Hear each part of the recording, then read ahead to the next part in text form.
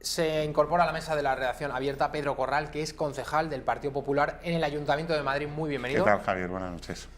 Pedro Corral ha escrito el siguiente libro, lo están viendo ustedes aquí, ahora en un primer plano.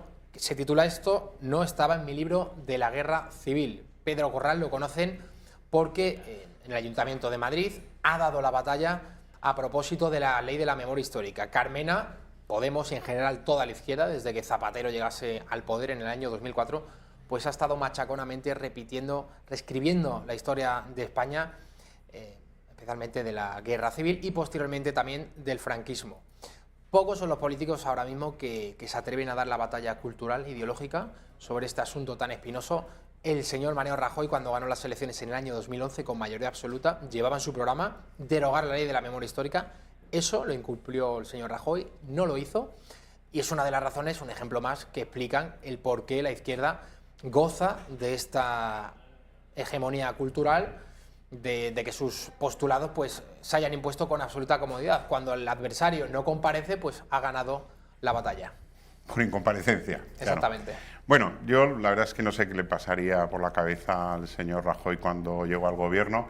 Hay que pensar también en esos 30.000 millones de euros que dejó Zapatero de agujero debajo de la alfombra. Bueno, la verdad es que posiblemente habría otras prioridades, pero es verdad que la ley de memoria histórica se ha convertido en un torpedo de flotación a la España constitucional, ¿no? Al espíritu de concordia y reconciliación que los protagonistas de la guerra civil, los que habían vivido, protagonizado y sufrido la guerra civil, acordaron en los años 70, ¿no? Pasar página, volver a escribir la historia de España mirando al futuro.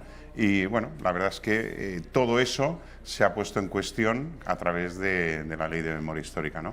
Bueno, hemos intentado dar la batalla en el Ayuntamiento, primero con Esperanza Aguirre, luego con José Luis Martínez Almeida desde el Grupo Popular, y bien, se ha visto pues sobre todo las carencias históricas que esta izquierda, que quiere sentar lecciones sobre todo, pues tiene a propósito de nuestro pasado, ¿no?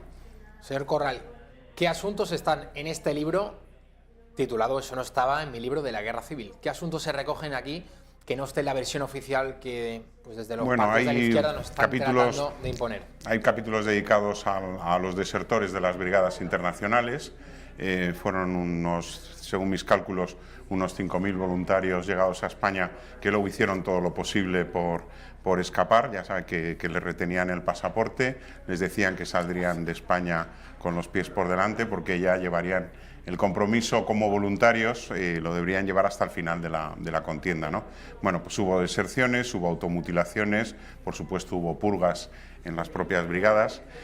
Otro capítulo está dedicado al abanderado de la República, un militar, el capitán Pedro Mohino. A ver si podemos ver imágenes, la foto de ese abanderado de la Segunda República, el día en el que se proclamaba la Segunda República, 14 de abril de 1931, en la Puerta del Sol de Madrid.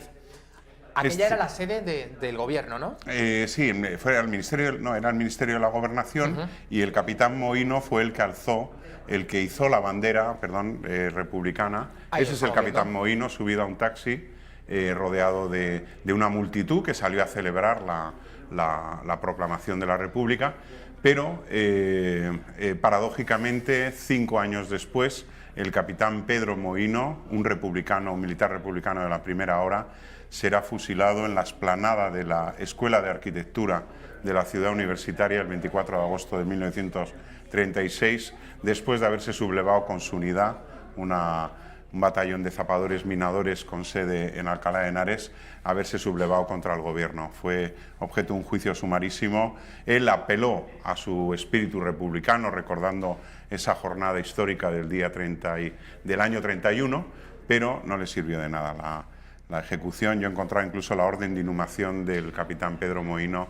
en los archivos del cementerio de la Almudena, en una sepultura de caridad, puesto que nadie reclamó su cadáver. Es una figura trágica de la esperanza que despertó la República y de la tragedia en la que terminó, incluso traicionando la izquierda a aquellos republicanos de la primera hora que habían pensado en aquel régimen como una esperanza de libertad, de bienestar y de orden para España, ¿no? Iba a ser precisamente, señor Corral, mi siguiente pregunta.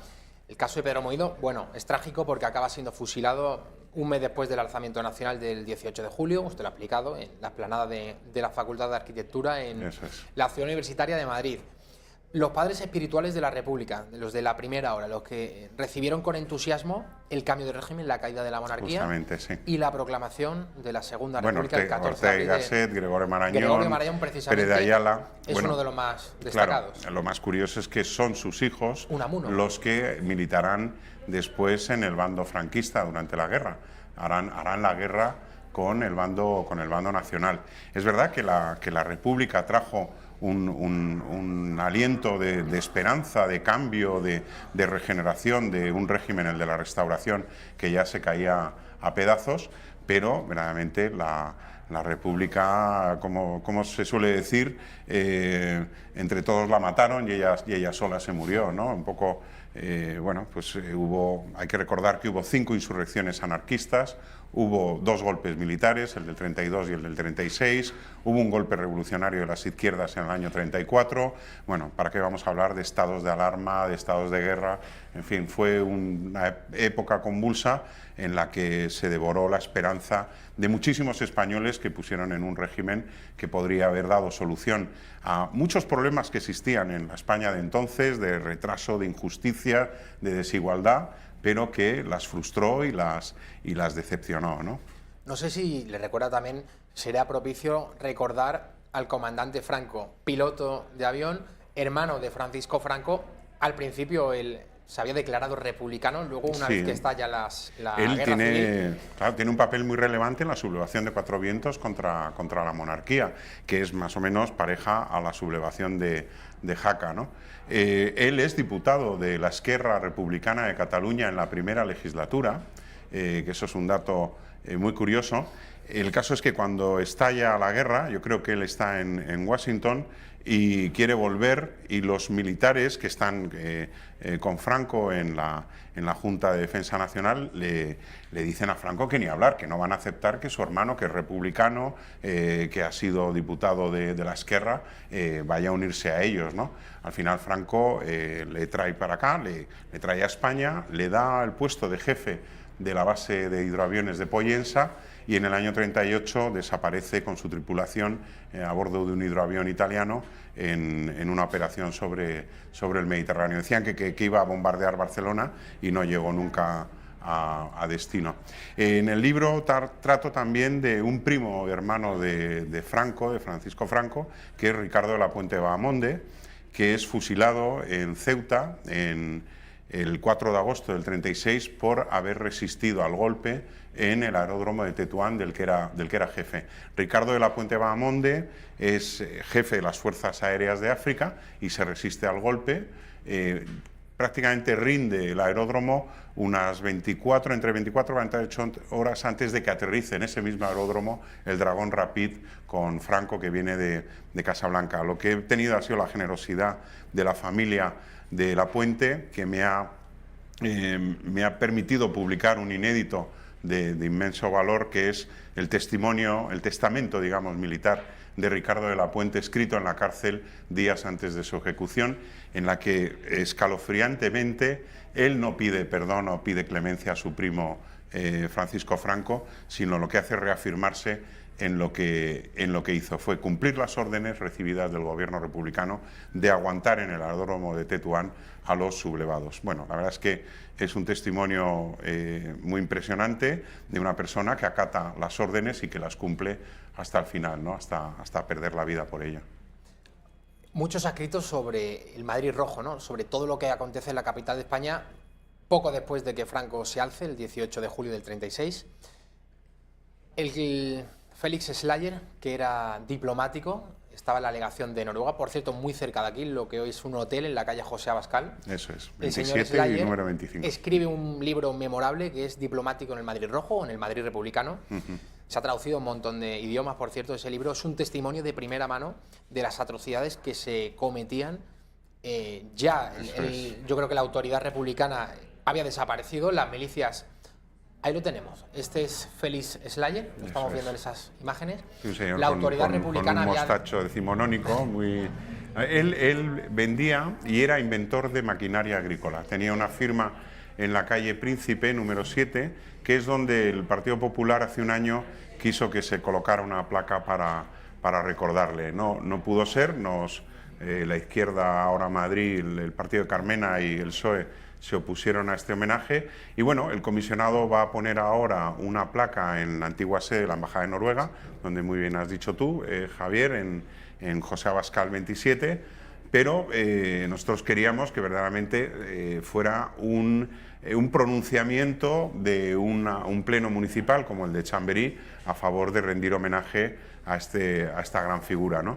Una persona que más allá de partidismos lo que hizo fue una labor humanitaria de primera magnitud, ¿no? ¿Cuántas personas llegaron a ser acogidas 900 personas, 900 personas en la delegación. Él además, bueno, pues con ese carácter germánico, tuvo una organización impresionante para que no faltara de nada. Yo recordaba ayer en el programa de El Gato al Agua con Javier Esparza que el establo, había conseguido crear un establo con vacas en los garajes de las dos casas para que los niños, los 120 niños ahí refugiados, tuvieran leche. La verdad es que son de estos personajes y da igual ya además su inscripción política.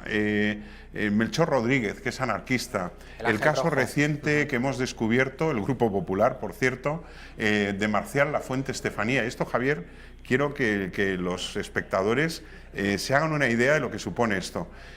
Carmena rinde homenaje a la corporación de Chamartín de la Rosa durante la Guerra Civil y coloca una placa en la Junta Municipal de Chamartín a esta corporación democrática.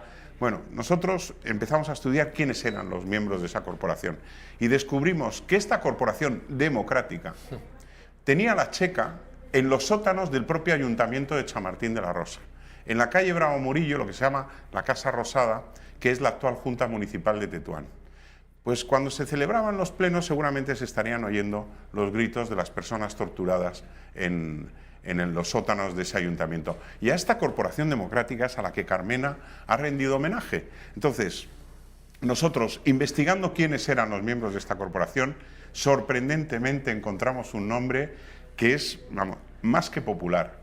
Marcial Lafuente Estefanía, el autor de las novelas del oeste, que vende 6 millones de libros durante décadas. Eso yo creo que nuestros padres, nuestros abuelos, yo de pequeño, cualquiera de pequeño ha tenido una novela de Marcial Lafuente Estefanía en sus manos. Bueno, pues Marcial Lafuente Estefanía era concejal de la CNT y se dedicaban nada más y nada menos que a sacar de la checa de sus compañeros en el Ayuntamiento de Chamartín de la Rosa a los detenidos derechistas. Y tenemos testimonios en su consejo de guerra, porque los franquistas luego le abren consejo de guerra por haber sido concejal de la CNT, por haber sido comisario político de batallón en el Ejército de Extremadura, en la Comandancia General de Artillería con sede en Los Llévenes, en Toledo. Pues Marcial Lafuente se dedicó toda la guerra a salvar la vida de personas amenazadas y perseguidas por su propio bando. Es impresionante. Y hemos arrancado del Grupo Socialista, del Grupo de Carmena, el compromiso de un reconocimiento de esta ciudad a una persona tan valiente que se jugó la vida por la vida de sus adversarios. Verdaderamente unos ejemplos que son los que merece la pena de toda esta barbaridad que fue la guerra, la represión de posguerra. Verdaderamente el ejemplo con el que nos tenemos que quedar es con estas personas. Verdaderamente, ¿para qué queremos recordar a corporaciones que luego se adivina, como los de Hortaleza, que jugaron un papel destacadísimo en seleccionar a quién había que asesinar en su pueblo? Es que esto es lo que estamos reconociendo hoy en Madrid, en el Ayuntamiento de Madrid. Quieren ponerle un monumento a más de 300 chequistas en la Almudena. Y cuando les hemos pedido, miren, los que fueron fusilados por Franco, que fueron 3.000, vale que pongamos un monumento recordando a las víctimas de la represión franquista, pero queremos que se recuerden también a los más de 8.000 asesinados en Madrid en solo 4 meses en el año 36. Bueno, pues no es mucho pedir, yo creo que no es mucho pedir. Nos dicen que somos equidistantes. No, mire, no es equidistancia, es ecuanimidad. Es intentar que esto que sucedió hace 80 años, que fue terrible, que dejó unas heridas tremendas en la sociedad española, verdaderamente de todo eso solo logremos sacar una enorme, gran lección para el futuro. Nunca más el odio entre españoles. Y lo que hay que verdaderamente homenajear y reconocer es a estas personas valientes que se jugaron la vida por minimizar la barbaridad de esa guerra civil. Señor Corral, hace unos años, en el año 2014 precisamente, se erigía en Madrid una estatua en homenaje a Blas de Lezo, al gran marino vasco, héroe por la defensa de Cartagena de Indias frente a los ingleses que atacaban en una superioridad, yo creo, de 3 o 4 contra 1. Eso es. Todo esto se hizo por suscripción popular. Ahora Ajá. hemos conocido también que los últimos de Filipinas, los héroes de 1898, los héroes del fuerte de Valer, la iglesia de Valer, también van a tener su estatua en Madrid.